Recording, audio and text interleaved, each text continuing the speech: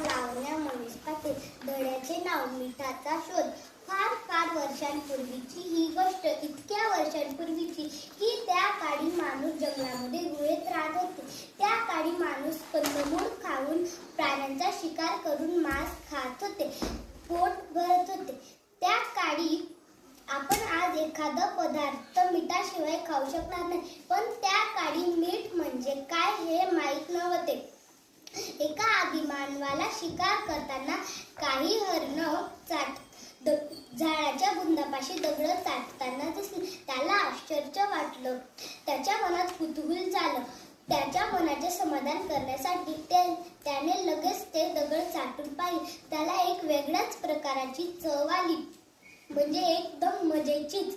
त्याला एक विचार आला की आपण कंदमूळ खाताना रोज हा दगड थोडा थोडा चाटू लागला तर एक वेगळ्याच प्रकारची चव येईल. त्याने त्या दगडाचा एक तुकडा आपल्या गुहेत नेऊन ठेवला. ते तुकडा संपला, सगळे दगड संपले. त्याला परत एक बेचव आली आणि म्हणजेच त्याला एक कंदमूळ खाणं हे जमत नव्हते. तो त्या दगडांचा शोध करण्यात जंगलात निघाला. त्याला बरेच काही दगड सापडले, पण त्या दगडांना तशी चव नव्हती. तो जंगलाच्या टोकापाशी आला, म्हणजे जंगल संपत त्या काठी. तिथे एक वेगळ्याच प्रकारची माती पसरली होती, म्हणजेच तिथं पाणी बी पसरलं होतं, म्हणजे ते अथांग समुद्र. तो तिथं गेला. ते पाणी त्याला झोंबू लागलं. त्याच्या हातपायांना आग होऊ लागली. त्याने तो सोचू लागला, मी नदी बघितली होती, पण असे पाणी कधी अंगाला थोपले नव्हते. मग त्याने ते पाणी पिऊन पाहिले. त्याला ती चव आली जो तो कंदमूळ खाताना तो दगड चाटत होता.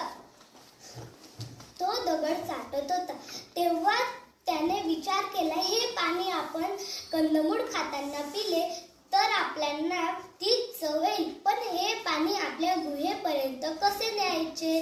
त्याला परत कुतूहल वाटलं. त्याला एक युक्ती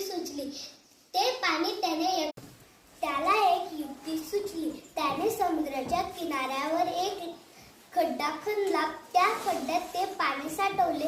त्या पाण्याची वाफ झाली. त्या खड्ड्याच्या काठीशी मीठ साठले. मग त्या आदिमानवाला ते मीठ आपल्या गुहेपर्यंत न्यायला सोपे झाले आणि परत त्या आदिमानवाला चांगली चव आली.